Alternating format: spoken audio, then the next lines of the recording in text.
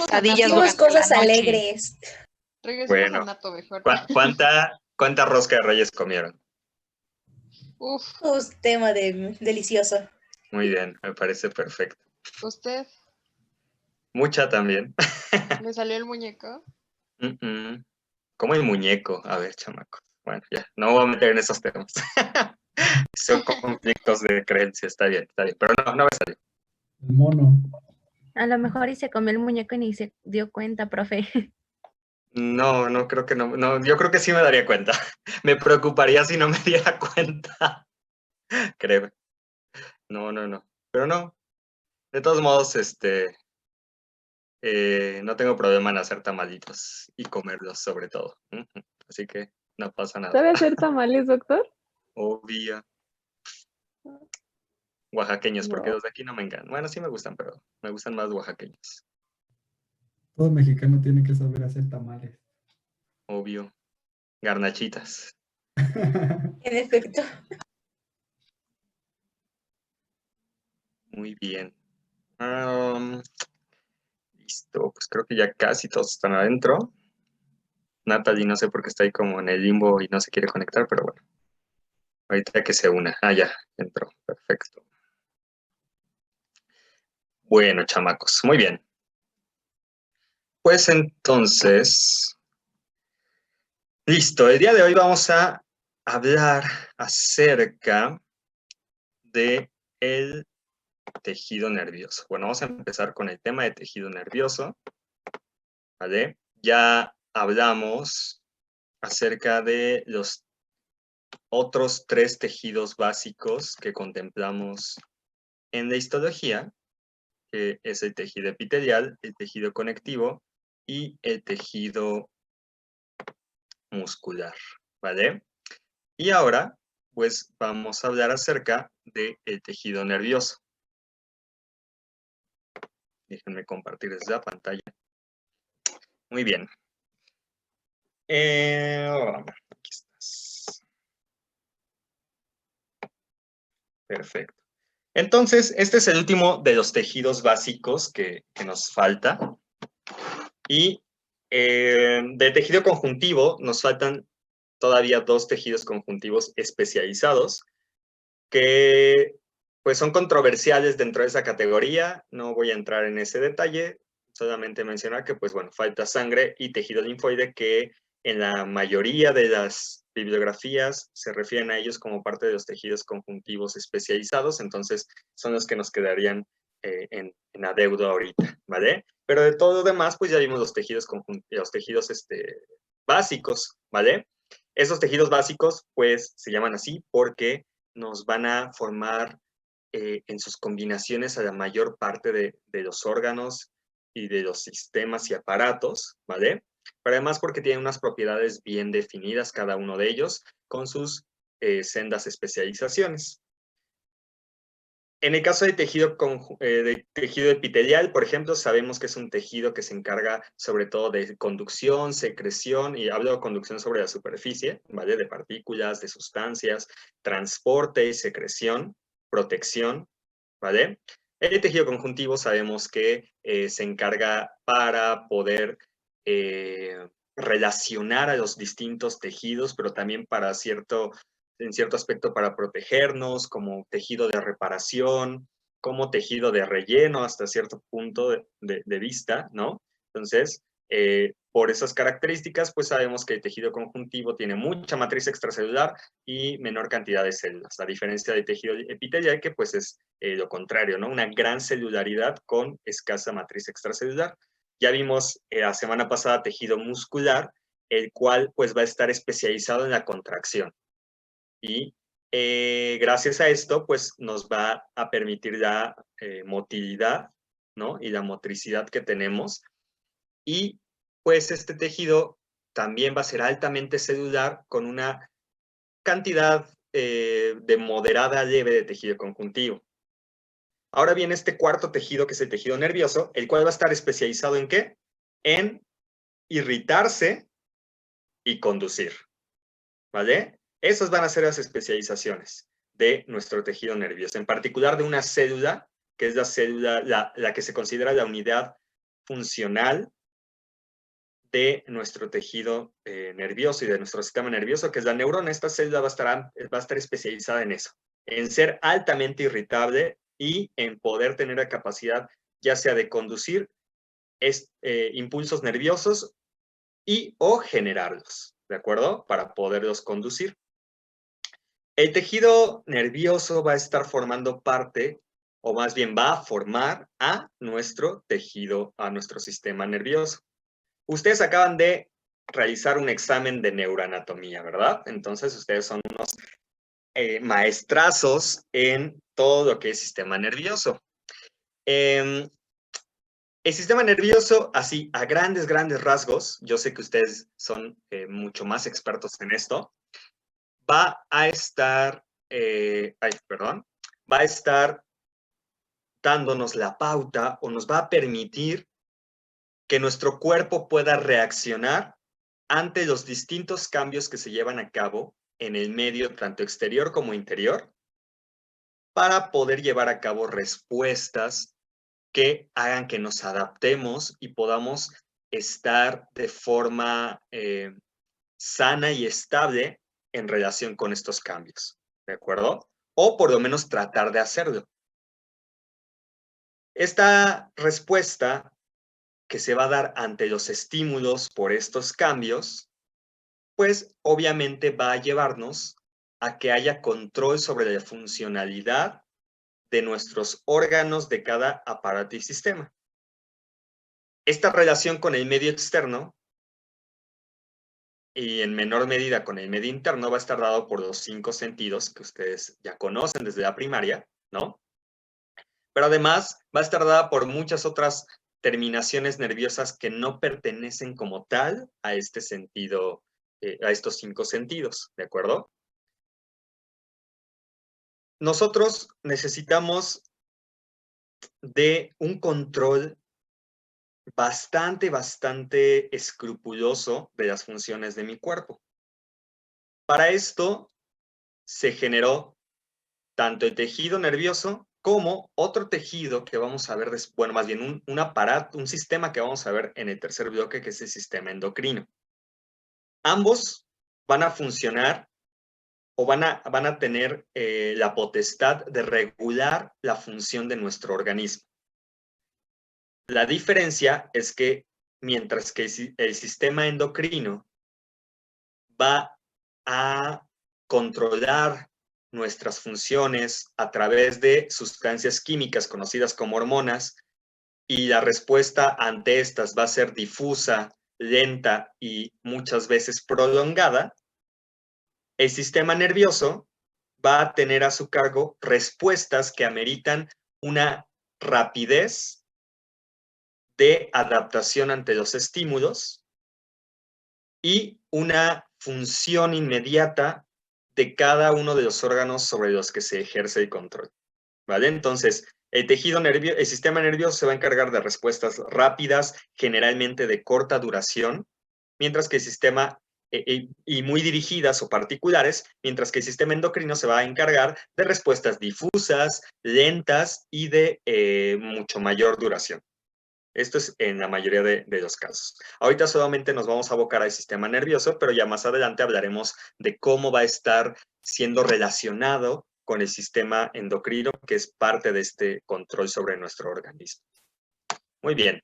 Ustedes ya saben mucho mejor que yo que el sistema nervioso tiene pues varias divisiones. Anatómicamente lo vamos a dividir en 2 porciones, ¿no? En un sistema nervioso central y en un sistema nervioso periférico. Ya saben ustedes también que el sistema nervioso central se compone por un encéfalo y que el encéfalo, pues vamos a encontrar ahí el cerebro, el cerebelo y el tallo cerebral, y también se va a componer por la médula espinal que se encuentra pues, en el conducto raquídeo, ¿vale? El sistema nervioso periférico, por su parte, va a estar compuesto por toda la serie de ganglios y nervios periféricos que vamos a tener derivados de nuestro sistema nervioso central.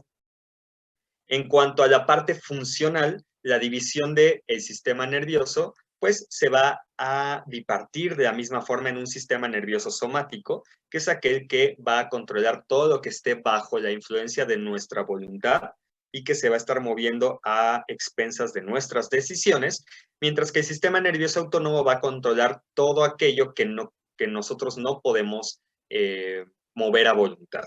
Es decir, el sistema nervioso somático va a controlar el músculo esquelético, sobre todo, ¿de acuerdo? Mientras que el sistema nervioso autónomo se va a encargar de controlar el músculo, bueno, más bien de regular la función del músculo cardíaco y del músculo liso, y también se va a encargar de controlar la función del tejido glandular, ¿vale? A grandes rasgos. El sistema nervioso autónomo se va a dividir en dos partes principales y dependiendo de la bibliografía que ustedes lean, pues nos va a poder indicar una tercera porción. El sistema nervioso simpático, el sistema nervioso parasimpático y el sistema nervioso entérico. El sistema nervioso simpático y parasimpático, ustedes ya son así súper expertos en las respuestas que va a tener, ¿no? Todas las respuestas, tanto del simpático como del parasimpático, pues fueron objeto, supongo, de su examen que tuvieron el viernes, entonces no vale la pena redundar en eso en este momento. En cuanto al tejido nervioso, vamos a hablar que entonces este tejido va a estar formado por una abundante cantidad de células particulares de este tejido y en menor medida va a tener también presencia de matriz extracelular e inclusive se va a relacionar con tejido conjuntivo, ¿vale? Pero aquí lo que más nos interesa y que es lo que vamos a estudiar son las células propias del tejido nervioso. Si ustedes tuvieron oportunidad de leer, encontramos que las células del tejido nervioso se van a dividir en dos categorías principales. Las neuronas y la neuroglía o neuroglia, ¿vale? Las neuronas van a ser las células encargadas de la recepción, transmisión y generación de los impulsos nerviosos, mientras que la neuroglia van a ser las células encargadas de apoyar a las neuronas para que lleven a cabo su función sin ninguna otra molestia. Vamos a ver que las neuronas van a ser como la nobleza del siglo XVII, ¿no? O XVIII, en el cual no hacían nada. Estabas ahí, tú, rey, reina, príncipe, princesa, quien sea, de alta jerarquía, y prácticamente, si ustedes han visto películas documentales, saben que inclusive, ¿no? A los reyes, por ejemplo, hasta les limpiaban así la colita cuando se iban a defecar. Entonces no hacían nada, así la neurona no va a hacer nada más que estar ahí para gobernar. Mientras que la neuroglia va a ser toda esta servidumbre que va a estar ahí para el apoyo y el sustento de las neuronas. Realmente las neuronas sin la neuroglia no son nada, no pueden llevar a cabo su función, porque vamos a ver qué tan importante es la función de esta neuroglia, ¿vale? Esta neuroglia se va a dividir en dos, la vamos a clasificar en dos tipos de acuerdo a su localización dentro del sistema nervioso. Tenemos la neuroglia central que se encuentra en el sistema nervioso central y la neuroglia periférica que se encuentra en el sistema nervioso periférico. La neuroglia central está constituida por los astrocitos, los oligodendrocitos y la microglia o microgliocitos, también en algunos libros mencionada de esta forma. Mientras que la neuroglia periférica va a estar comprendida por dos tipos de células, las células de Schwann y las células satélite. Perdón, me faltó uno en la neuroglia central. También los ependimocitos o células ependimarias van a pertenecer a este grupo de células en el sistema nervioso central, ¿vale? Entonces son 4 el sistema nervioso central y ya veremos que los astrocitos se dividen en 2, los oligodendrocitos los podemos clasificar en 2, ¿vale? La microglia a veces hablan de 3 tipos de microglia según el estadio de actividad en el que se encuentren, ¿vale? Y los ependimocitos también tienen ahí sus variantes, pero ya los iremos viendo más adelante. ¿Va que va? En cuanto a las células de Schwann, también van a tener ahí sus variaciones, aunque en general se van a llamar así, como células de Schwann. Y las células satélite, pues de esas nada más tenemos una, ¿vale?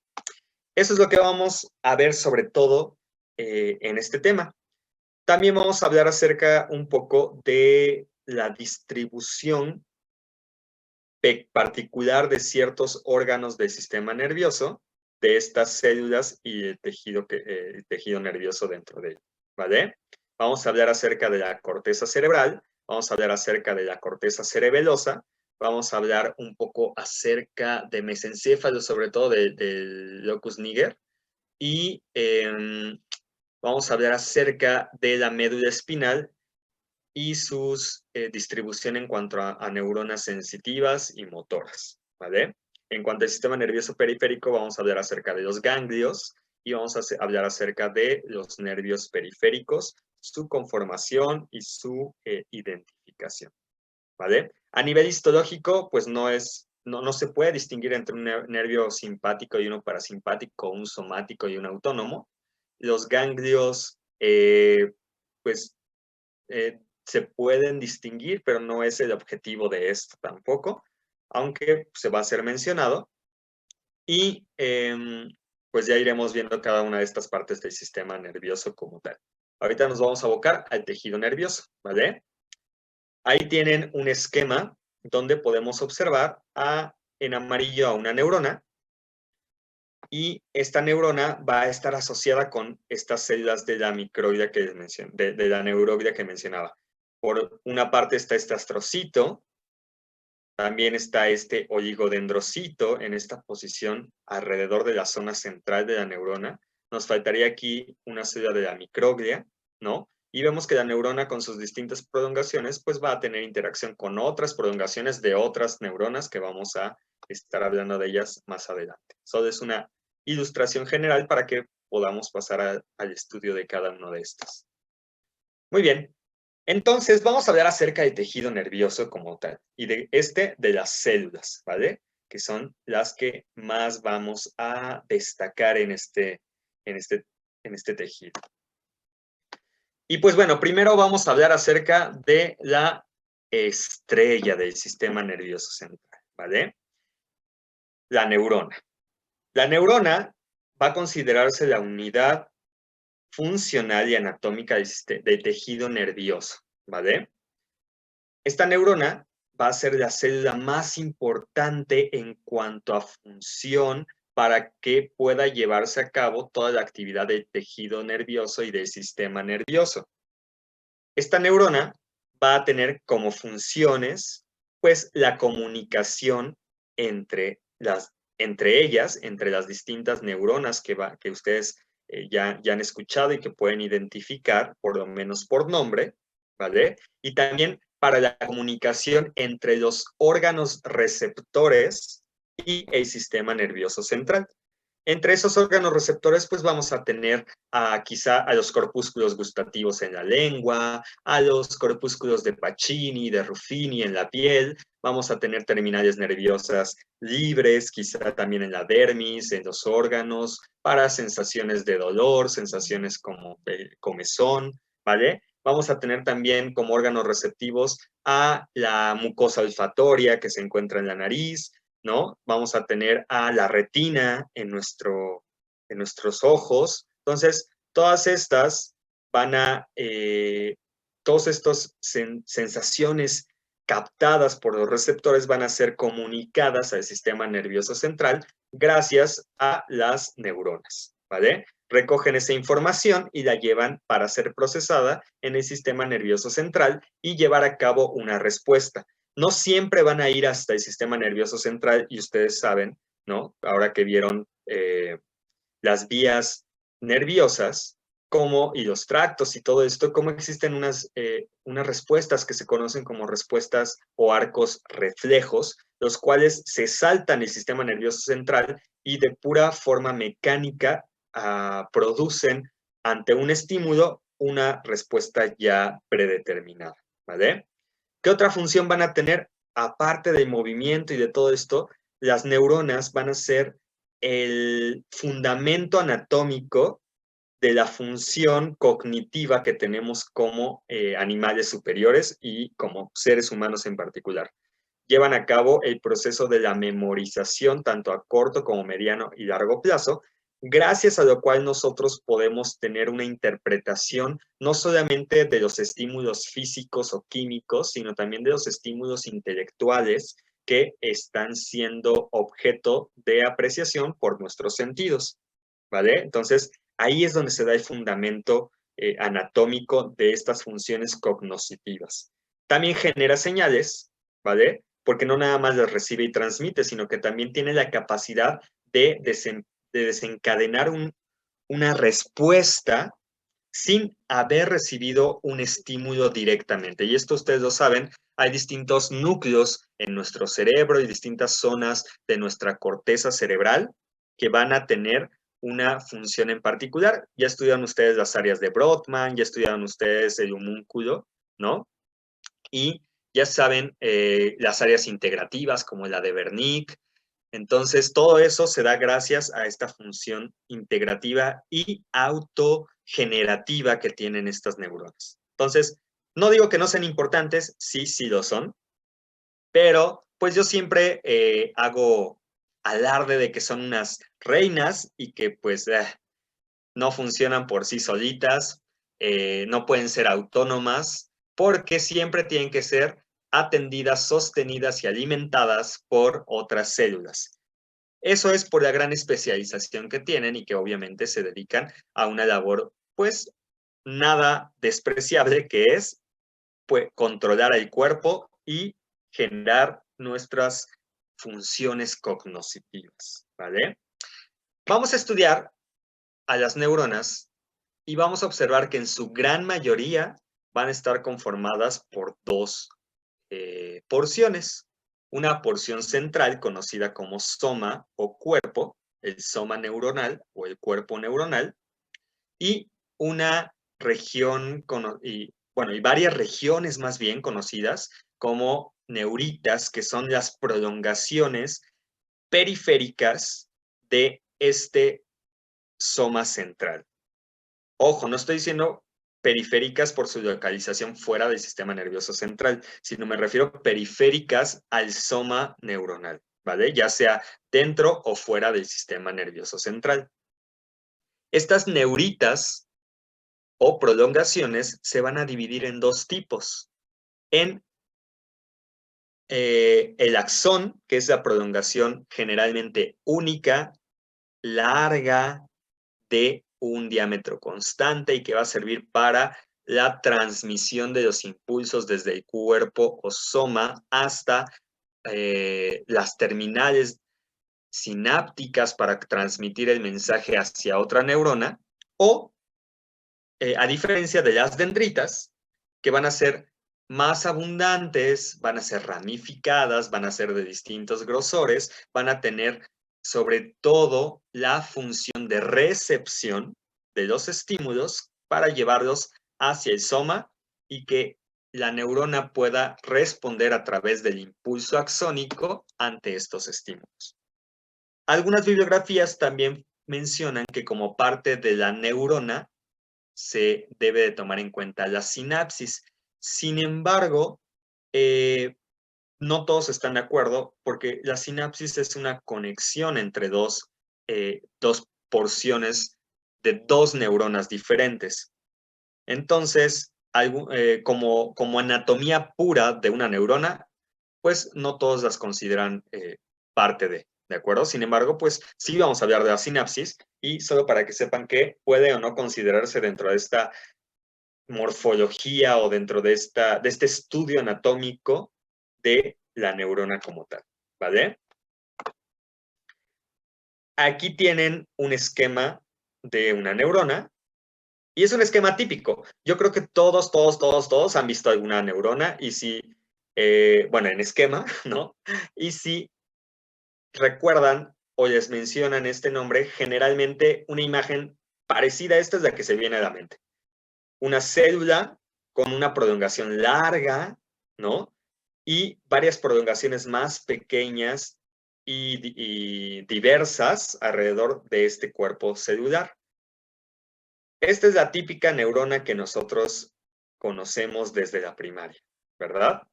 Pero no es la única que existe y de hecho no es la más abundante. Entonces vamos a tener muchos tipos de neuronas. Aquí podemos observar esta porción central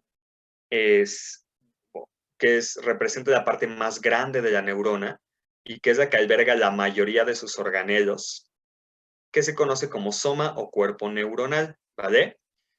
Algunas personas también le denominan pericarium, pero realmente y estrictamente el pericarium se refiere al citoplasma contenido en el soma que se encuentra, pues obviamente, rodeando al núcleo, por eso pericardio, ¿vale? Entonces, yo prefiero que denominen a toda esta estructura cuerpo o soma y que pericarium hagan referencia cuando estoy hablando del citoplasma que se encuentra en el soma y que por ende este citoplasma pues lo está rodeando al núcleo, ¿vale? Las prolongaciones, ya hablamos, estas neuritas van a poder ser de dos tipos. Vean las dendritas como son como ramificadas. Dendrón significa arborización, por eso se llaman dendritas. Y axón, que se refiere a un eje, se refiere a esta prolongación que es prácticamente no ramificada en su gran mayoría de la extensión y que únicamente en la porción más distal se va a estar abriendo, formando un teledendrón. Tele significa lejos, ¿vale? Y ya hablamos de dendrón, que era ramificación o arborización. Entonces, una ramificación distal, el teledendrón, que pertenece a este axón y que nos va a ayudar para llevar a cabo la sinapsis que veremos posteriormente, ¿vale? Ustedes podrán apreciar aquí la presencia de unas como coberturas amarillentas translúcidas que están representando a unas células de la neuroglia periférica, que son las células de Schwann, y que más adelante vamos a tocar. Muy bien. Hablando de cada una de las porciones de nuestra célula neuronal, pues vamos a ver que tiene ciertas características. No nada más vamos a decir, ay, sí, güey, tiene un cuerpo y tiene prolongaciones. No, vamos a hablar acerca de las características que tiene esto, ¿no? Y entonces vamos a poder hablar de todas estas partes. Obviamente sabemos que tiene un núcleo. Ese núcleo va a ser un núcleo de cara abierta con gran cantidad de eucromatina, lo que va a permitir que podamos observar un nucleolo prominente y esto le va a dar al núcleo de las neuronas una característica forma de ojo de lechuza. No sé si alguna vez han visto alguna lechuza, por lo menos en Harry Potter habrán visto a Hedwig, ¿no? Pero ese ojo de lechuza, si ustedes lo han podido observar, tiene una pupila central muy evidente que se diferencia del resto del iris de este animal, ¿vale? En referencia a eso, pues, se nombra a este núcleo neuronal como núcleo en ojo de lechuza porque prominente se ve el nucleolo y alrededor se ve pálido el resto de nuestro núcleo, de nuestro nucleoplasma, ¿vale? O carioplasma. Muy bien. Alrededor del núcleo vamos a tener al pericarium, como se les mencioné, a este citoplasma que está rodeando a este núcleo. Ese citoplasma, ese pericarium, va a estar compuesto sobre todo, o más bien va a ser muy evidente sobre todo, por dos estructuras que se ven a través del microscopio óptico. Uno es, o más bien son, los denominados gránulos, corpúsculos o cuerpos de Nissl, ¿de acuerdo? Que van a ser estructuras granulosas, basófilas, que van a estar rodeando a nuestro núcleo neuronal. Estos cuerpos de Nissl van a estar representando el ergastoplasma de la neurona. ¿Qué es el ergastoplasma?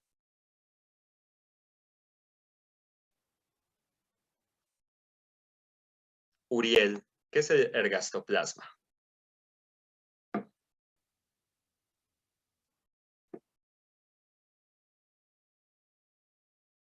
¿No? No, A no, ver. no. Alexa.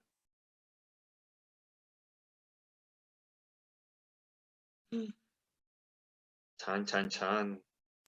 El re. El retículo endoplásmico rugoso, ¿verdad? Muy bien, ese es el ergastoplasma, la representación, o más bien, es la imagen que vemos en el microscopio óptico que representa a la porción rugosa del retículo endoplásmico.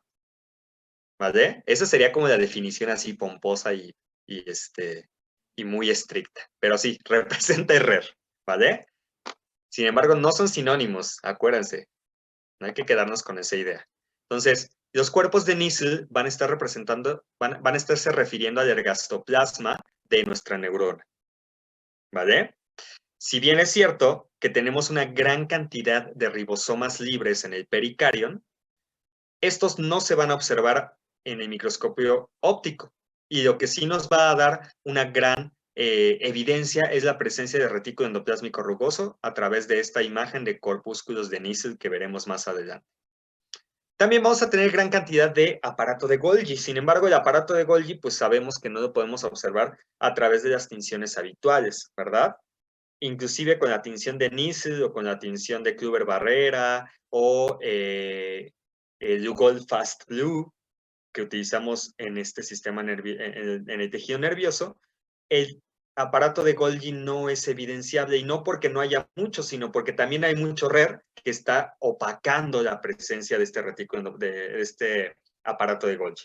¿De acuerdo? Sin embargo, sí hay una gran abundancia de aparato de Golgi, muchos dictiosomas de este aparato de Golgi alrededor de nuestro núcleo. ¿Qué más vamos a encontrar en este pericarion? Neurofilamentos. ¿Qué eran los neurofilamentos, Cristian?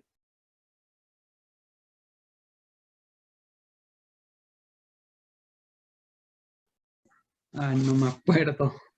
Híjole, bueno, vamos a ver quién sigue aquí. Liz, ¿qué son los neurofilamentos?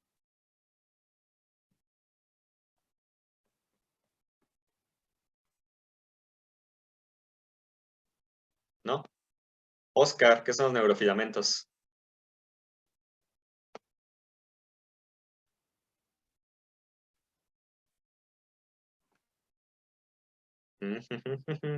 Ariadna.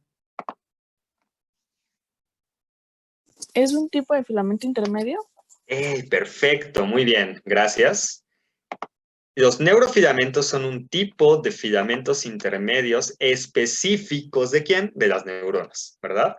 Entonces, vamos a tener aquí neurofilamentos. ¿Serán importantes? Sí, porque dijimos que una función, o más bien la función de los filamentos intermedios es la de sostener a todo en su lugar dentro de la célula, ¿verdad? Y además darle soporte ante las fuerzas de tracción, ¿no? Y las fuerzas de compresión, que no debería haber en el sistema nervioso, sobre todo central, ¿verdad? Pero que existen y que le van a estar dando la resistencia de estas células ante esas posibles deformaciones, ¿vale? ¿Qué más tenemos? Pues obviamente tenemos resto del citoesqueleto, como filamentos delgados y filamentos, y microtúbulos. En particular, va a tener una relevancia bastante importante la presencia de microtúbulos en las neuronas, ¿vale? Generalmente, el organelo o la región citoplasmática de la cual se generan los microtúbulos, que es, ¿cuál, Arturo? ¿De dónde se generan los microtúbulos? ¿De qué región citoplasmática?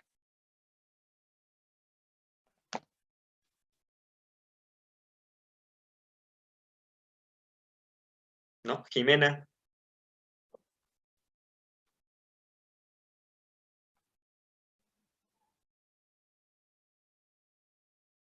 ¿El centrosoma? Muy bien, del centrosoma, perfecto. A partir del centrosoma se generan los microtúbulos de de todas nuestras células, ¿verdad? El centrosoma que va a estar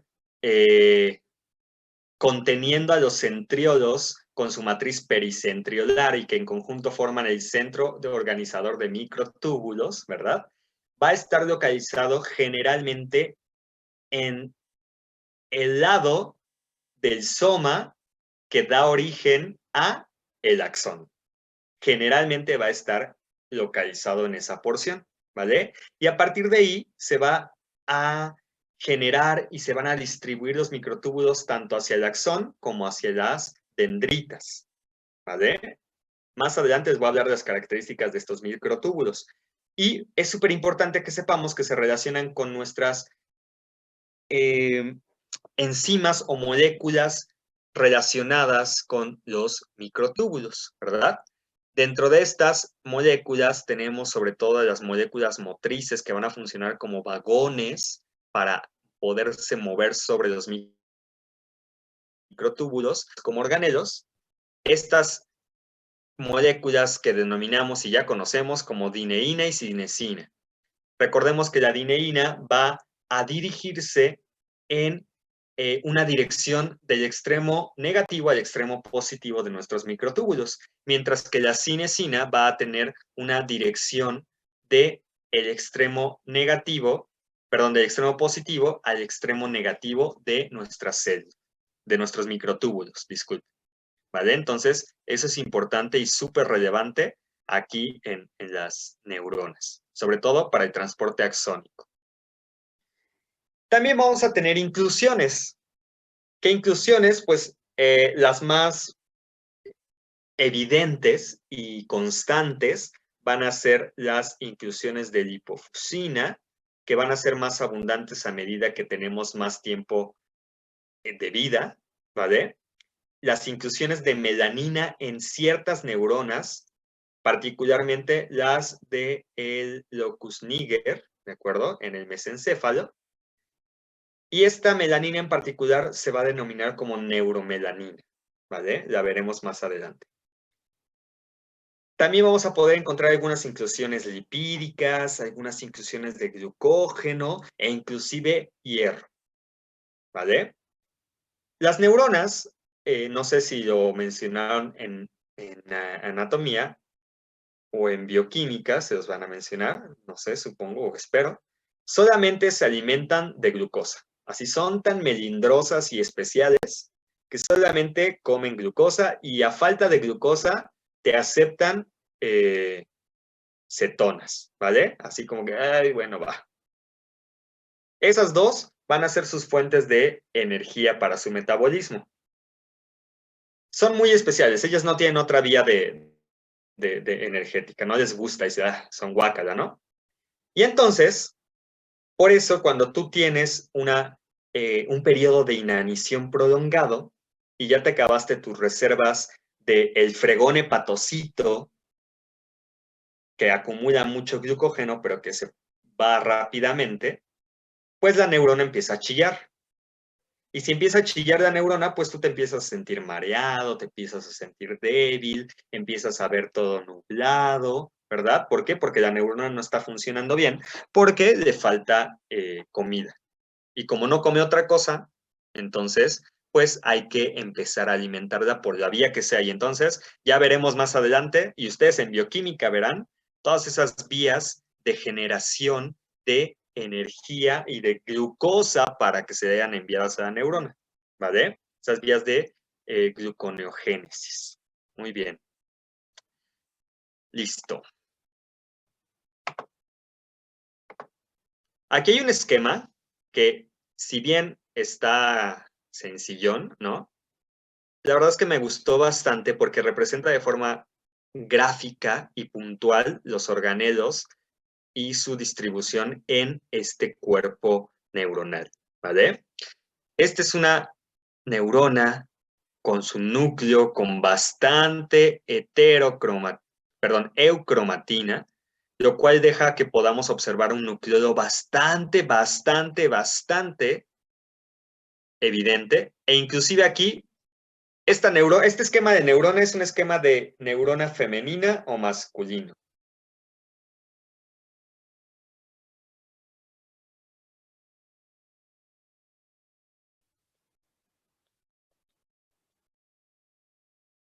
Ahí dice, tiene un corpúsculo o un cuerpo de Barr. Eso me da pauta a pensar que es que Femenina. Mujer. muy bien, ¿por qué? Bueno, que es Ah. genéticamente femenino, ¿no? Vamos a aclarar el punto. Genéticamente es femenino. ¿Por qué? ¿Qué representa el corpúsculo de Barr?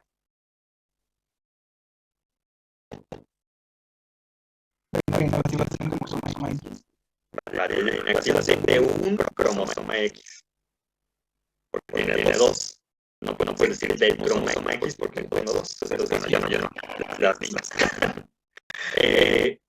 Entonces, eso va a representar y se puede observar en las neuronas. Todas las células se puede observar. En esta sí se va a poder observar, ¿vale? Entonces, por eso mencionaba, por eso la pregunta de que alguien nos iba a representar este corpúsculo. Muy bien. ¿Qué tenemos además alrededor de nuestro núcleo? Tenemos una gran cantidad de retículo plásmico, pero vean, también hay retículo plásmico liso. Sin embargo, tampoco observar fácilmente a través de la microscopía electrónica, la microscopía fotónica, y quien siempre va a salir reduciendo y ganando cámara es el retículo endoplasmico rugoso, ¿vale? Entonces, ese es el que va a dar la imagen de los corpúsculos de inicio. ¿Qué más tenemos? Tenemos mitocondrias, sí, porque la neurona gana energía y necesita generar esa energía a través de estos organelos. También tenemos el resto de nuestros hidratos, de nuestros esqueletos, ¿de acuerdo? Tenemos lisosomas, sí es cierto, tenemos inclusiones, tenemos muchos ribosomas libres, ¿vale? Y esos organelos van a tener una distribución también en las neuritas o en las prolongaciones particular. La porción del soma que da origen al axón se va a conocer axónico, ¿vale?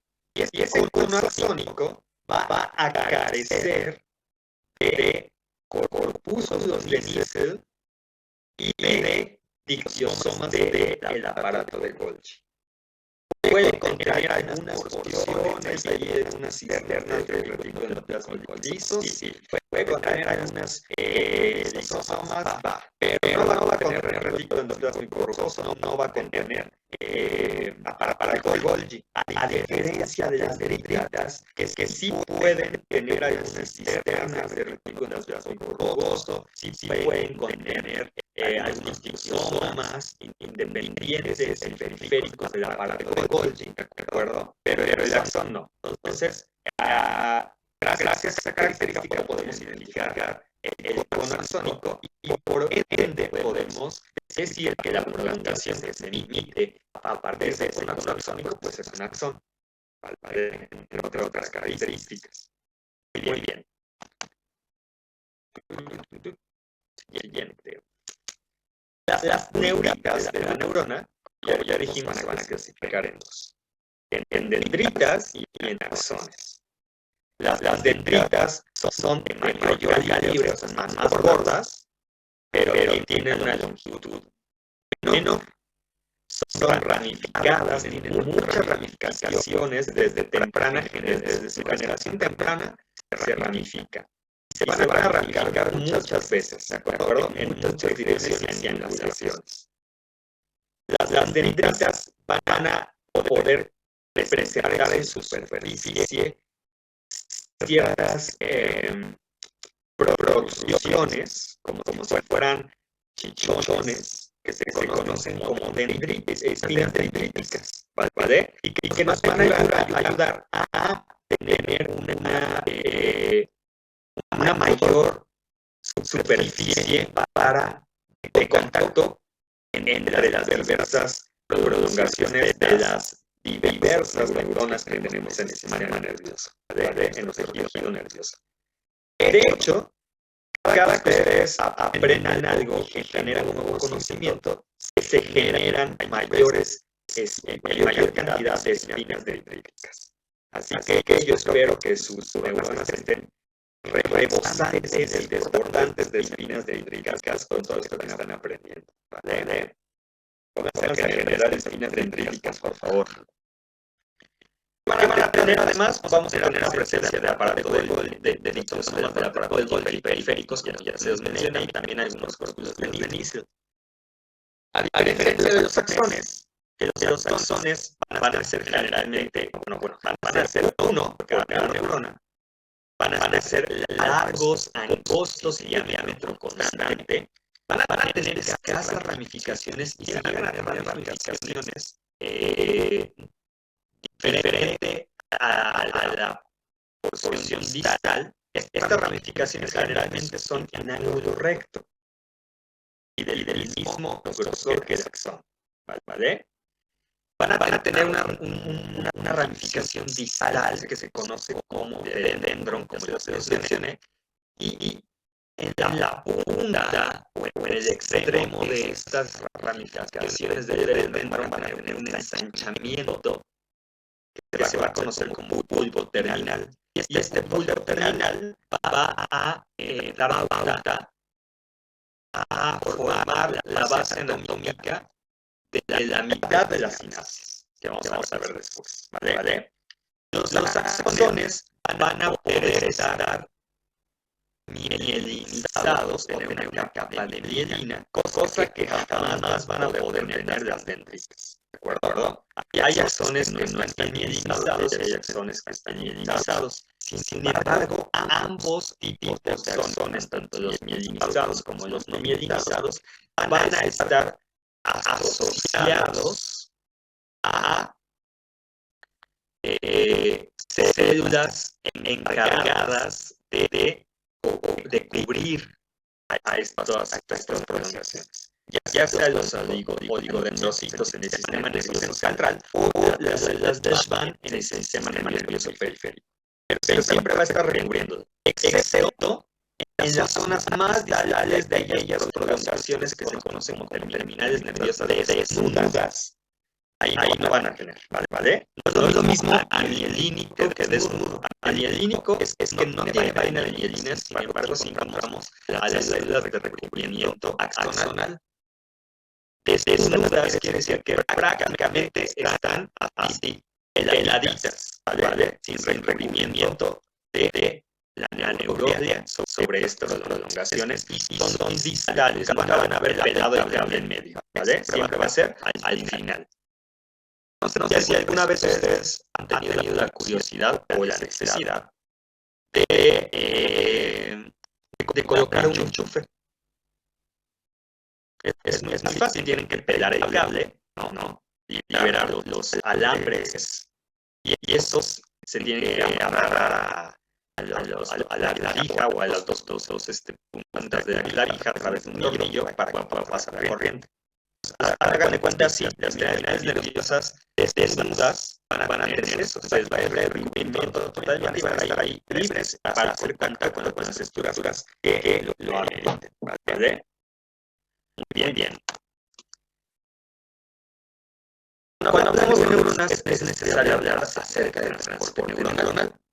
El transporte neuronal se va a llevar a cabo gracias a la movilización tanto de alelos como de vesículas sinápticas. Esto es súper importante, de vesículas que van a contener a sustancias químicas que se conocen como neurotransmisores, ¿vale? Y también va a llevarse a cabo el transporte de unas moléculas que también pueden formar parte de neurotransmisores como moléculas que van a servir para el mantenimiento del citoesqueleto y los organelos que cuentan en las porciones más distales de nuestras prolongaciones, sobre todo axónicas, ¿vale?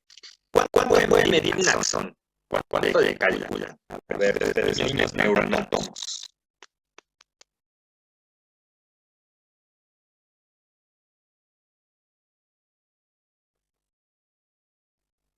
A ver, ¿quién de ustedes mide más de 1,80?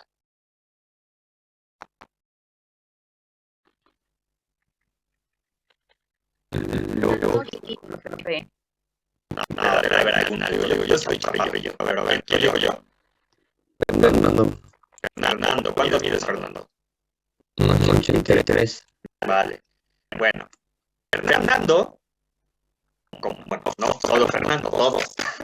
En particular, Fernando, el nervio somático extensivo que va a llegar hasta la punta de su dedo, pulgar, del pie, derecho o izquierdo, lo que ustedes quieran, ese nervio va a provenir de la zona o de la región lumbo sacra que tiene su espina en su columna vertebral, ¿verdad?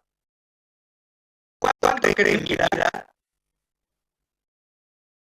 ¿Qué distancia que haya desde el glúteo de Fernando hasta el dedo gordo del pie derecho?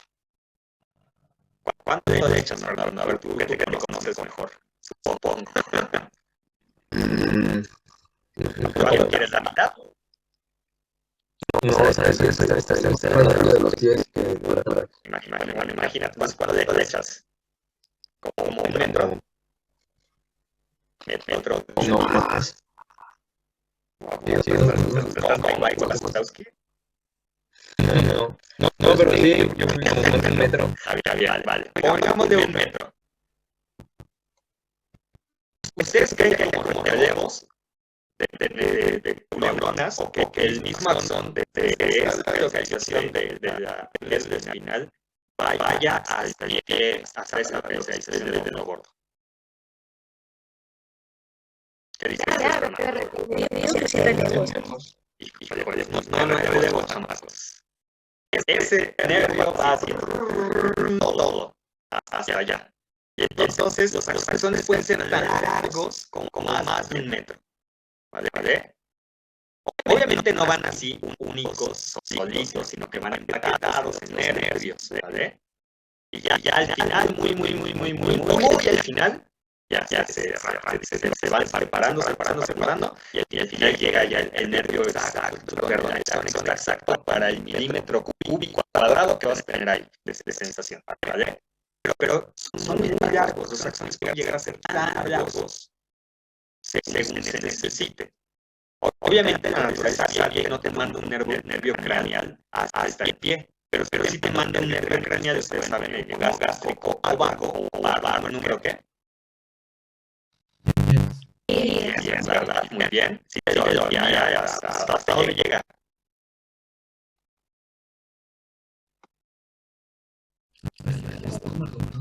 Más abajo. Hasta qué porción del colon no llegas hasta el colon. Muy bien, está el colon transverso más o menos, ¿vale? El ascendente y transverso. Ya de ahí ya se ocupa, ya separo la región sacra de nuestra columna vertebral, ¿vale? Pero imagínense, o sea, qué tan largo tiene que ser para dirigirse por todas esas regiones. Entonces, realmente los axones pueden ser muy prolongados, ¿vale?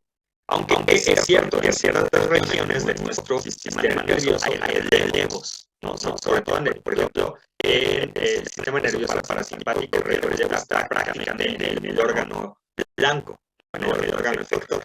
Es cierto. Pero en el caso del somático, va a tener prácticamente una longitud sin relevos hasta la zona que queramos nosotros elevar, ¿vale? Entonces, pues pueden ser muy largas, y las dendritas no, las dendritas jamás van a tener una longitud tan larga como son largas, porque también obviamente van a ver ustedes dependiendo del tipo de neuronas que va a tener prolongaciones más largas, pero los axones van a ser los que más la larga longitud van a poseer, ¿vale?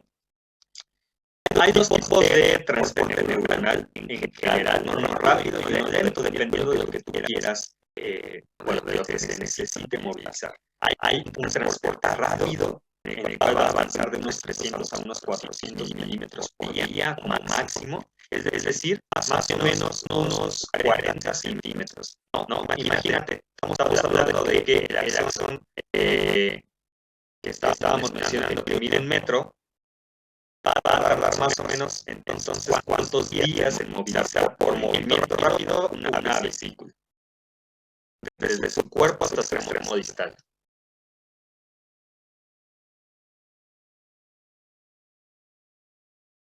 Dos y cachito. Bien. Más o menos 2.5, ¿va? Y eso que sí es rápido. El que es lento y que no nos interesa tanto como el viene de regreso, sobre todo, hacia más bien que sí, regreso hacia el soma. ese va a avanzar de 3 milímetros por día. ¿Cuántos días va a meritar una acción de 1 metro para llevar algo desde el extremo hasta el soma?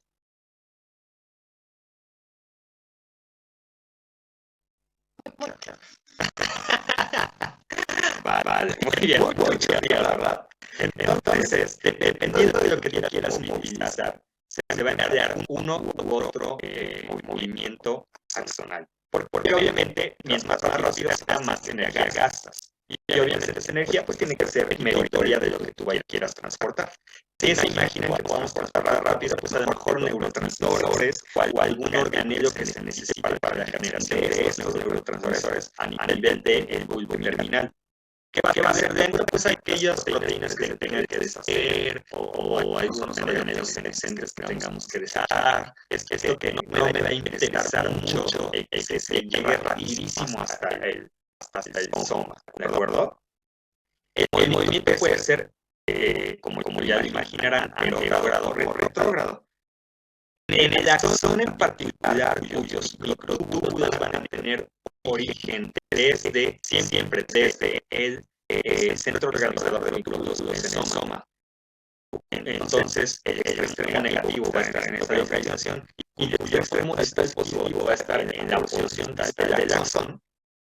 El movimiento anterogrado va a estar dado por moléculas. Cinesinas o lineínas. Cinesinas, ¿verdad? Perfecto. Y el movimiento retrógrado por lineínas. Eso no siempre es así, las dendritas, porque en las dendritas vamos a poder encontrar microtúbulos invertidos. Es decir, cuyo extremo positivo se va a encontrar cerca del soma o en el soma y cuyo extremo negativo se va a encontrar hacia la porción distal de la dendrita. Obviamente, estos microtúbulos no se generaron a partir del centro organizador de microtúbulos, ¿vale? Y el que tengan esta impresión de la polaridad, pues también nos va a hablar de que obviamente tanto puede ser utilizada la cinesina tanto para transporte aerogrado como para transporte retrógrado, ¿vale? Clínicamente la relevancia del transporte retrógrado va a estar dada para algunas enfermedades que son causadas por toxinas de ciertas bacterias, como por ejemplo la bacteria que va a estar dándonos un cuadro que se conoce como botulismo a través de la toxina botulínica, ¿vale? ¿Alguien ha escuchado acerca de esta enfermedad? El botulismo.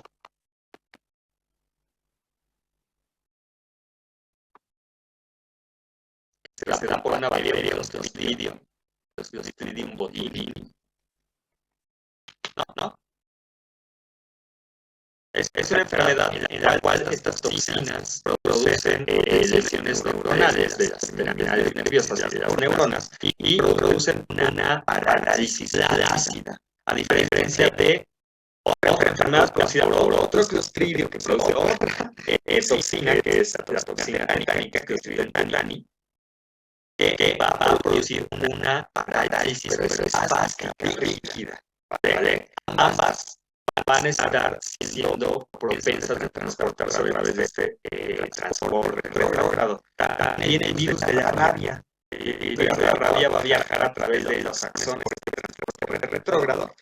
Y una vez que ese virus llega hasta mis cuerpos neuronales, adiós, te mueres, ¿vale? Entonces, han sido importantes tanto para la función normal como para la función patológica de las neuronas o la disfunción es el transporte retrógrado. Que va. Dependiendo de la polaridad de los microtúbulos, pues se va a dar este transporte y se va a llamar ante la molécula que emplea para el transporte retrógrado o heterógrado. Ya dijimos, axón siempre va a tener la misma polaridad habitual, mientras que las dendritas pueden tener algunos microtúbulos que tienen una polaridad invertida. ¿Vale? Muy bien. Las neuronas, por su forma, se van a clasificar en varios tipos. Y me refiero a su forma del soma. van a poder ser esféricas cuando son redonditas, van a poder ser ovales cuando son algo más elipsoides, van a poder ser piramidales cuando se ven así triangulares, estrelladas cuando tienen varias prolongaciones que les dan diversos vértices, ¿de acuerdo? O pueden ser filiformes que tienen forma de florero o de pera, por eso filiformes. En cuanto a sus neuritas, la cantidad de neuritas que posean van a poderse dividir en unipolares, cuando solamente tienen una prolongación que se emite desde el soma.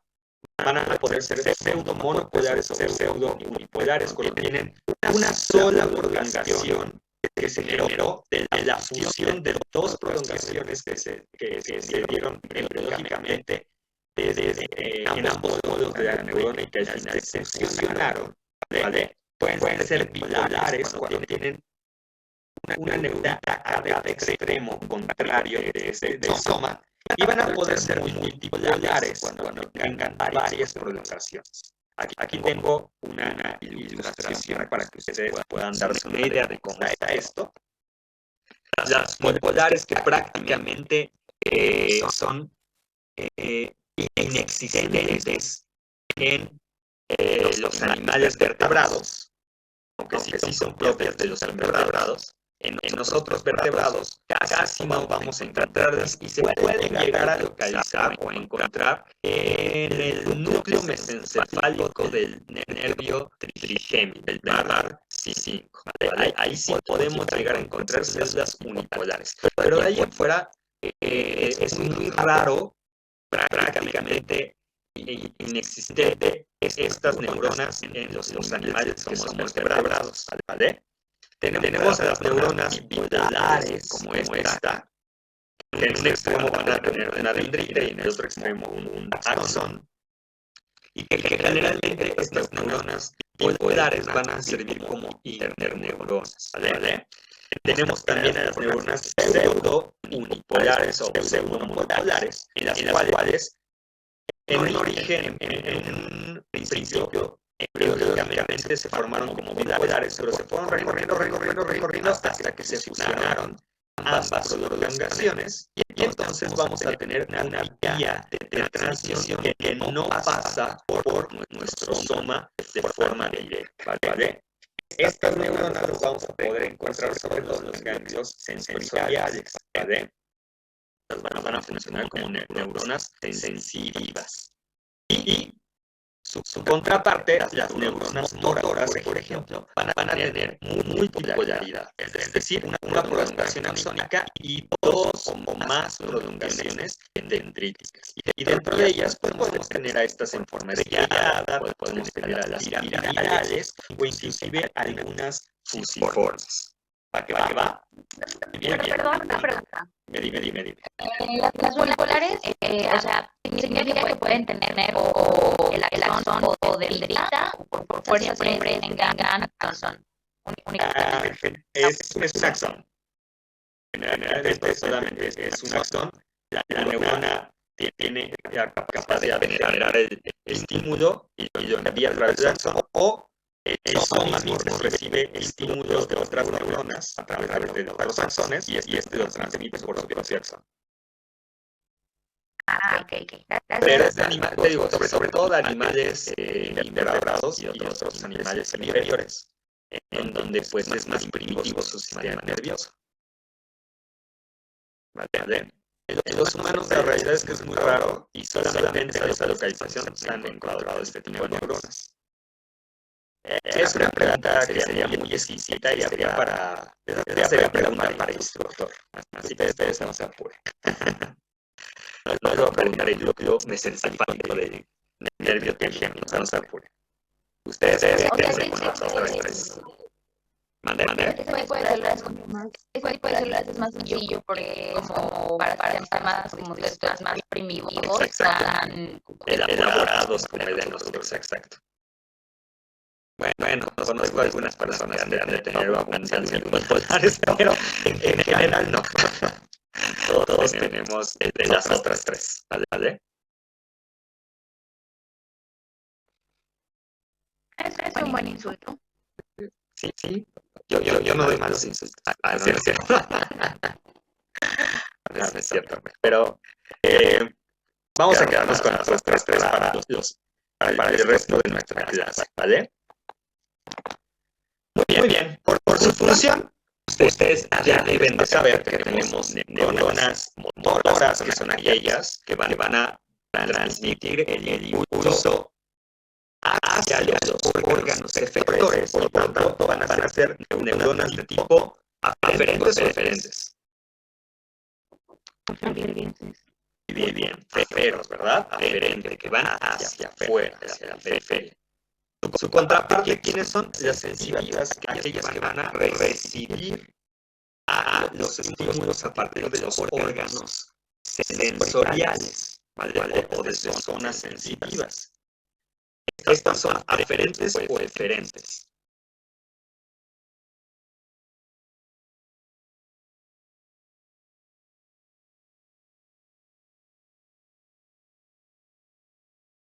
Aferentes. Entonces, ya, a ver, entonces, ¿qué pasa con las otras? ¿Ya la cajeteamos? Sí, ¿Verdad? ¿Por qué? Motoras son eferentes, ¿verdad? Y las sensitivas son aferentes. Aferentes hacia adentro y eferentes hacia afuera, ¿vale? Acuérdense de eso. También tenemos otras que van a ser interneuronas, que van a servirnos para integrar la información tanto sensitiva con la información motora y poder llevar a cabo una respuesta adecuada. ¿Vale? Por su longitud del axón, sobre todo, vamos a poder clasificar en neuronas Golgi tipo 1, cuyas relaciones sobre todo ya son cortos, y Golgi tipo 2, cuyos axones son largos. ¿Vale? Existe otra clasificación dependiendo de la distribución de dendritas, en alodendríticas, isodendríticas y...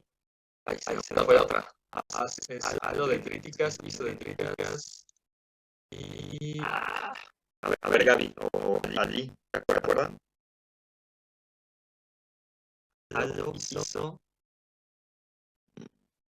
No me acuerdo. Esta clasificación ustedes no tienen por qué aprenderse. Nada más para que sepan que esta es la clasificación dependiendo de la distribución de las dendritas y que puede haber, sobre todo en los libros de neurofisiología y en neurociencias, pueden encontrarse esa clasificación. Es para ayudar a identificar algunos tipos peculiares de neuronas, como por ejemplo las células de Purkinje, que se encuentran en el cerebelo, ¿vale? O las piramidales, por ejemplo, también que se encuentran en la corteza cerebral. ¿Para qué va? Esta clasificación no la vamos a profundizar en ella en este momento, ¿vale? Solo por si alguna vez la escuchan, sepan que sí es cierto, sí existe, ¿vale? Y podemos encontrar en algún libro, sobre todo estos de neurociencias. Son las idiodendríticas. Y biodendríticas, sí, es cierto, las biodendríticas y alodendríticas, isodendríticas. Muy bien, perfecto, gracias. Y bueno, después de todo este bombardeo de información, créanme que es escasa, porque hay muchas, pero me voy a quedar con eso, que es como lo que consideramos más relevante en este momento. Pues vamos a ver las imágenes. Y entonces aquí tenemos a una bella, hermosa, preciosa, reluciente y fulgurante neurona. ¿Vale? Esta es una neurona. Vean su núcleo que te está viendo fijamente y te está diciendo, güey, identifícame. Ojo de lechuza, ¿vale? Un núcleo de cara abierto con un nódulo central prominente, evidente, superbasófilo y un carioplasma prácticamente paliducho. Mucha eurocromatina. Ya no hay vuelta de hoja. O sea, si ustedes ven esto y me dicen, ay, es que es un músculo, o sea, más abajo, regrésate por favor a primer bloque. O sea, no. ¿Vale? Así, núcleo o de lechuza. Y aparte, tienen estos gránulos basófilos en el pericardio que te gritan, hey, soy una neurona. ¿Vale? Por corpúsculos de Nissen. Entonces, esta vez es una neurona con una prolongación. Me debería decir que esta prolongación es una dendrita, puesto que si observan aquí, de donde nace, tenemos a un corpúsculo de Nice. No está, vamos a ver más adelante un cono axón para que lo identifique, ¿vale? Entonces, esta prolongación es o representa una dendrita, ¿vale? Y este es el cuerpo o soma neuronal. Esta también es una neurona, sus somas y su prolongación también parece una dendrita. E identificamos otros núcleos que ahorita no vamos a tocar, pero que más adelante les voy a hacer difícil la vida con estos otros núcleos que pertenecen a la neuroglia, ¿vale? Todos estos que vemos aquí. Pero vean, ¿a poco se parecen a este? Son distintos. Empezando por el tamaño. Si bien es cierto que existen neuronas pequeñas, neuronas gigantes, en general las neuronas van a ser más grandes, o los núcleos de las neuronas van a ser más grandes que los núcleos de cualquiera de las células de la neuroglia que vamos a estudiar. ¿Vale? Bien. ¿Qué creen que sea esto de aquí? Núcleos aplanados, formándome una imagen irregular que se ve como vacía. El deslate. Yo sé que no hemos de hacer el tema, estoy muy consciente, pero estas células aplanadas formándonos estos espacios sí las hemos mencionado. Células epiteliales es un epitelio plano simple, donde encontramos el epitelio plano simple formando luces.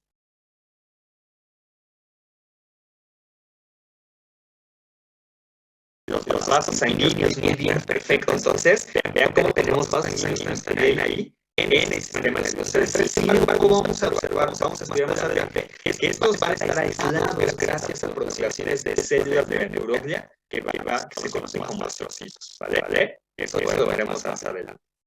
Muy bien. Pero ahí está, sí existen vasos sanguíneos, porque hay gente que dice, ahí no hay vasos sanguíneos. Así de, güey, la neurona es chillona. ¿Cómo no va a tener vasos sanguíneos que le proporcionan oxígeno y glucosa? ¿Verdad? No directamente, porque se dan cuenta, la neurona está lejecitos. Tampoco es tonta. Parece están sus fieles sirvientes. Estos de aquí, que le van a decir, ay, mi reina, aquí está tu glucosa. ¿Vale? Entonces, vean esta localización. Muy bien. Otra vez. Ojo de lechuza con un poquito de inyección conjuntiva de ojito rojo, pero sigue siendo ojo de lechuza. Núcleo prominente, mayoría de caritoplasma paliducho y gran abundancia de corpúsculos de Nice. ¿Qué es? Neurona. Estas otras de acá, núcleos cerebreros, si es un núcleo, pero están más chiquitos y menos paliduchos, no van a ser neuronas. Esta es la neurona. Es una neurona muy multipolar, bipolar, monopolar. ¿Qué creen que sea? Por lo menos tengo forma de triángulo y es una de tres vértices, tres prolongaciones y por lo tanto esto me convierte en una neurona multipolar, ¿verdad? Si es multipolar, pienso en una neurona de tipo sensitiva o de tipo motora. Motora, ¿verdad? Muy bien, perfecto. En general estoy hablando, ¿eh? Si no, Gary me echa ojos de todas las voy a ver. Otra vez. Núcleo, cara abierta. Núcleo dominante por corpúsculos de Nice. Creo que esta es una tinción de barreras, si no estoy mal. Oiga, Entonces, mande. yo les veo forma como de ribeye y las asadas eran como ribeye con hueso, no sé. Ándale, me parece buena analogía. Está bien. Me parece perfecto. Cuando veas ese apetitoso corte de carne, neurona, ¿vale? Corpúsculos de Nice, ojo de lechuza, prolongaciones, mínimo 3. Y si se dan cuenta, aquí mucho ver, y aquí está como cascaseando. Podríamos pensar que esta es una prolongación axónica. Podríamos. Pero la verdad es que yo no estoy muy seguro. Yo estas las veo con abundante níquel y aquí empieza a cascasear, pero no es un franco con axónico, como algo que veremos más adelante. ¿Vale? Igual, neurona o lechuza, corpúsculo venice, esta es más redondona, ¿no? Esta es más redonda, ¿no? Los típicos formas poligonales que vemos en las otras, que sea más redonda. Puede tratarse de una bipolar o una pseudomonopolar, ¿vale? Pero no hay más prolongaciones, entonces necesitaríamos ver las neuritas para poder identificar. Pero en realidad, el hacerse redonda nos habla de que es una bipolar o una pseudomonopolar, ¿vale? Cuando veamos plegas argénticas, pues entonces vemos en todo su esplendor a las prolongaciones de esta neurona. Aquí no se ve el núcleo, porque ese núcleo fue cubierto, o más bien casi todo ese núcleo fue impregnado por estas sales metálicas. Y vemos a sus prolongaciones. ¿Qué será esto? El claxon. No, la dendrita. Dendritas. De hecho, aquí no se ve el axón. Y ahorita te voy a enseñar un axón. Para que veas que las neuronas pues, no te convienen mucho porque su axón está ligadito y es una chirulera. Son muy gratificantes en este aspecto. Pero tiene unas dendritas como estas, están cañones. ¿Qué tipo de neurona sería por su forma? Como piramidales. Por su número de prolongaciones, ¿qué sería? Multi, mono, pseudo, biri. Perfecto, muy bien. Listo, vamos a continuar. Vamos a centrarnos en esta neurona. Ese de ahí es el soma. ¿Estamos de acuerdo? Triangular, es piramidal esta neurona. ¿Eso qué será? Dendrita, una dendrita, ¿verdad? ¿Estas de acá qué serán? Otras dendritas. Ahora vamos con el decepcionante distrito axón. Miren, ahí. Largucho, delgadito. Está largo, pero es espagueti, ¿no? Entonces, vean, así, axón. ¿Se ramifica? Bueno, no tengo ramificaciones. Entonces, ese es el axón. Vean, ustedes pensaban que era así como, no manches, la superprolongación. Pues sí está larga, pero ni se ramifica y es muy, es un diámetro constante y es delgadito generalmente. Las dendritas empiezan gordas y se empiezan a ramificar y obviamente se empiezan a hacer más delgadas. Pero el axón no, el axón cumple ese patrón de casi no ramificarse, tener un diámetro constante. ¿De acuerdo?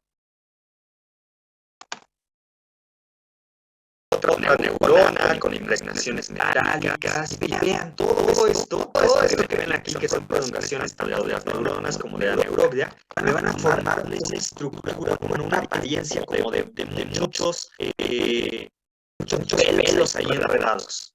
A eso se le va a dar el nombre de neurópilo, ¿vale? Acuérdense que el pili significa pelo, ¿vale? Entonces, pelo del sistema nervioso, del tejido nervioso, el neurópilo. El conjunto de prolongaciones neuronales y neuronucleares que encontramos en el tejido nervioso. El abundante neurópilo nos habla de la abundancia de prolongaciones que hay en el sistema nervioso, ¿vale? Otra neurona con esta técnica de impregnación metálica, donde vemos un núcleo central con ojo de lechuza y unas granulaciones periféricas. Aquí no se va a hablar de basofia porque al final de cuentas es una impregnación metálica. ¿Vale? Es una impregnación. Me parece que esta es una doble impregnación de Río Ortega. Y viraje áurico porque se ve moradito. Cosa que ustedes tienen que aprender, no se preocupen. Con que me digan que es una impregnación metálica, ya. Eso sí, es suficiente. Entonces, identificamos esta neurona, ¿vale?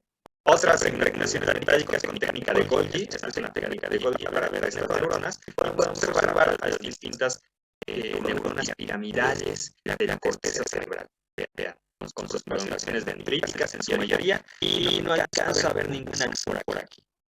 La mayoría son dendritas.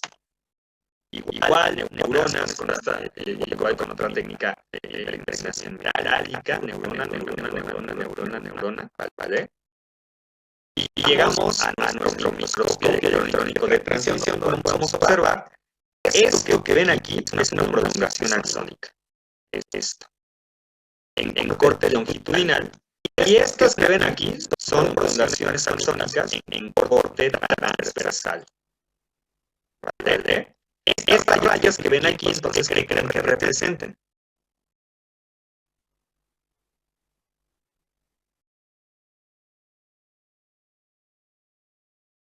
Muy bien, gran cantidad de citoesqueleto, microtúbulos y neurofilamentos, ¿verdad? Perfecto, muy bien. Todos estos puntos que ven aquí en corte transversal van a ser los microtúbulos. Y algunos organismos como mitocondrias, ya vieron, podemos observar aquí, por ejemplo. Muy bien. Prolongación con chichones, que es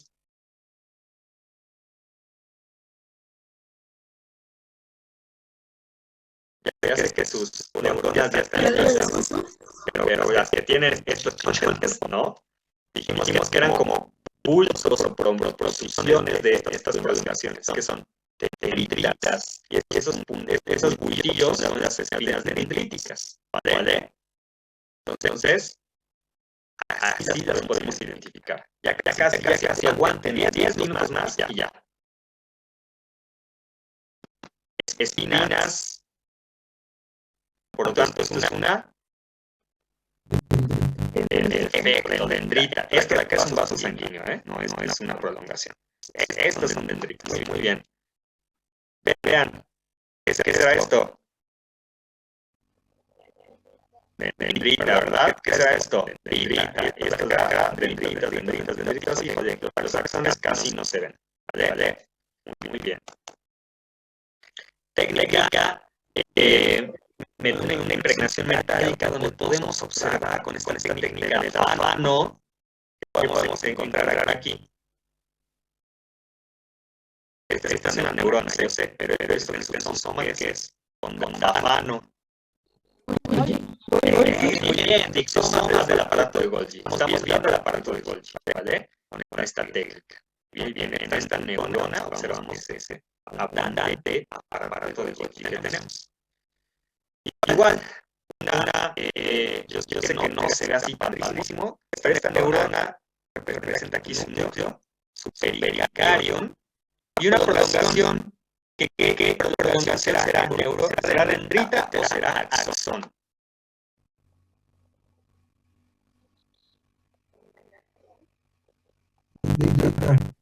¿Por qué dendrita, Cristian? Ya no vi. Uriel, a ver, ¿por qué dendrita, Uriel? Bueno, porque según los cuerpos de César alrededor. Vale. Aunque en este momento ya no son llamados cuerpos de Nissen, ya podemos decir sistemas de retículo endoplasmático bulboso. Pero además que vemos, ¿qué es esto? Y este es esto de aquí, Uriel. Y esto. Y este de aquí.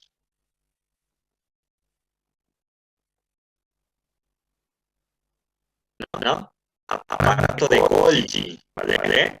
Entonces dijimos que en el axón no vamos a encontrar ni retículo endoplasmático bulboso ni aparato de Golgi, ¿verdad? Entonces podemos hablar de que esto es una dendrita. Muy bien.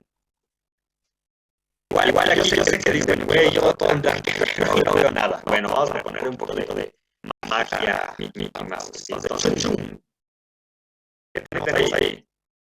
El pericarium y una prolongación, ¿verdad? Muy bien. ¿Qué es eso?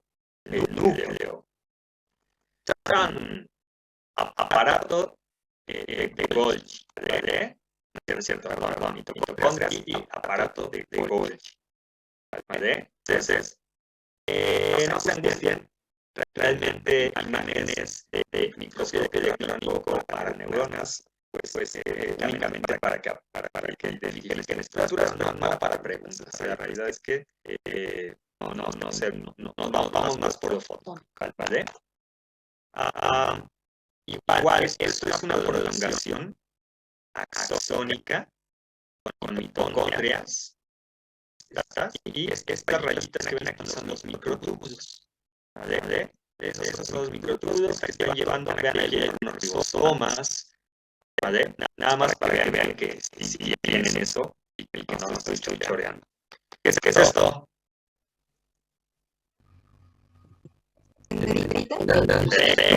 Dendritas. Si ustedes ven un cable espolvoreado con chochitos, ¿vale? Eso es una dendrita. Es como los squinkles estos que vienen con azúcar, así. Cuando vean eso como granuloso, es una dendrita. Pero ¿cómo se llamaban los chochitos, doctor? Espinas dendríticas. Gracias. ¿Vale? Muy bien. Ya nada más para finalizar, vamos a hablar acerca de la sinapsis.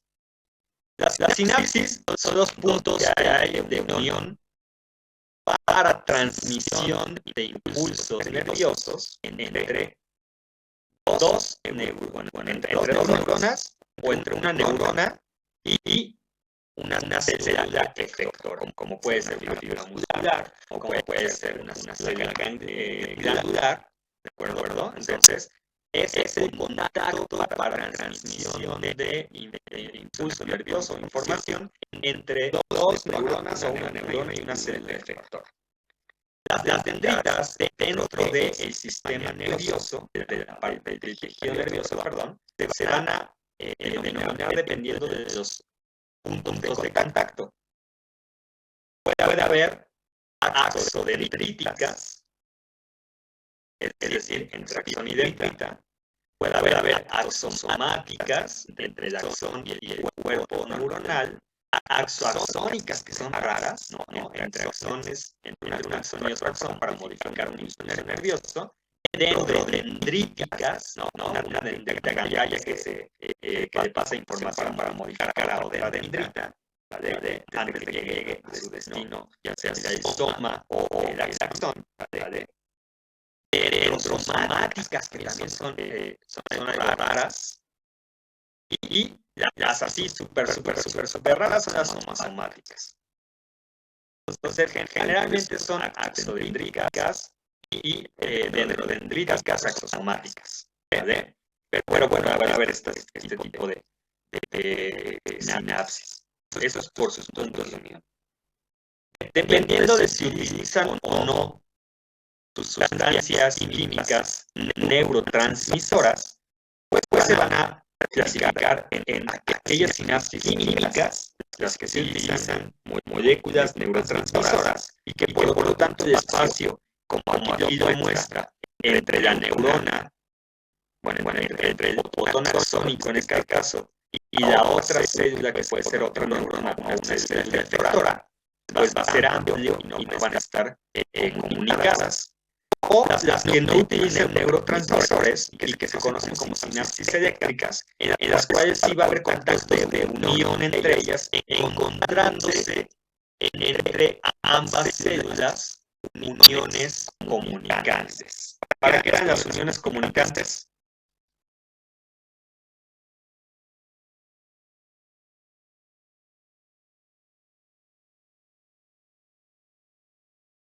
Muy bien, para permitir el paso de agua, electrolitos, aminoácidos, gases, moléculas de bajo peso molecular y polares, ¿verdad? Entre dos células. Perfecto, muy bien. Para eso tenemos las uniones comunicantes. Y entonces, eso va a dar la pauta que se pasen electrolitos que van a llevar una corriente eléctrica y un impulso nervioso de una célula a otra.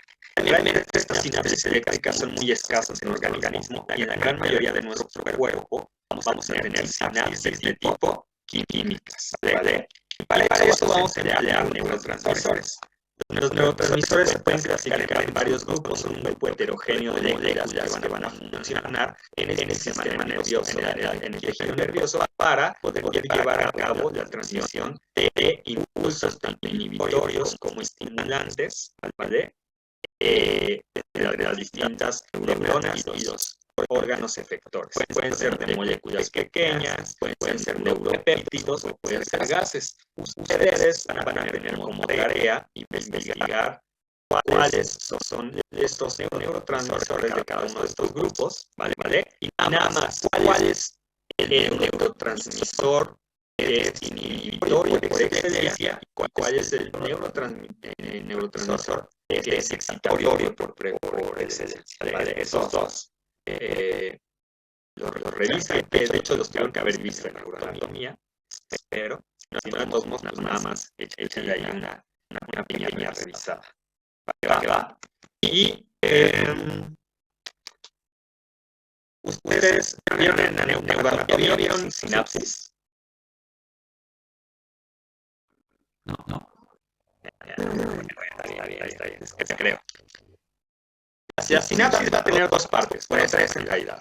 Una membrana presináptica, una hendidura sináptica y una membrana postsináptica. ¿Vale? De eso les hablo la siguiente clase, porque con eso empiezo la siguiente clase, ¿vale? Para explicarles más o menos cómo está el proceso de sinapsis química en nuestro organismo y poder entender así por qué se van a dar algunas patologías. Me voy a ir, lo voy a ver de manera general, porque ustedes van a llevar el otro año en edificio este proceso de forma más minuciosa, ¿vale? Pero sí me interesa que lo conozcan para que entiendan la funcionalidad del sistema nervioso. ¿Vale? Entonces, empiezo con esto la siguiente clase y vemos la parte de neuroglia y terminamos con la distribución del tejido nervioso en el sistema nervioso central y periférico. ¿Qué va? Sí. Muy bien. ¿Hay alguna duda? Pregunta. Creencia. ¿Algo? Yo tengo una duda. Dime. La sinapsis, entonces, es como tal como una región, por así decirlo, o es la acción de la transmisión de información, o es ambas. La sinapsis es la unión. O sea, el punto de contacto entre una neurona que va a transmitir un impulso, un mensaje hacia otra neurona o célula efector. Esa es la sinapsis, ese es el sitio, ¿vale? Esa unión. El proceso se llama neurotransmisión, ¿vale? Anatómicamente, pues es que no, yo no podría parte de una neurona porque realmente una neurona tiene la mitad de esa unión, ya sea la región presináptica o la región postsináptica, ¿vale? Entonces, yo no la consideraría como parte de la neurona. Más bien, esa sinapsis es la unión, es el sitio de contacto para esa transmisión de información o de impulso. ¿Vale? Ok, vale. ¿Alguien más? Ya sé que están así como de ya, güey, ya. Así de, mi primera hora fue músculo y mi segunda hora fue pura neurona, no manches, yo sé. Y aparte recordatorio de su etapa del viernes. Entonces, ya vámonos, descansen, chamacos. Y mañana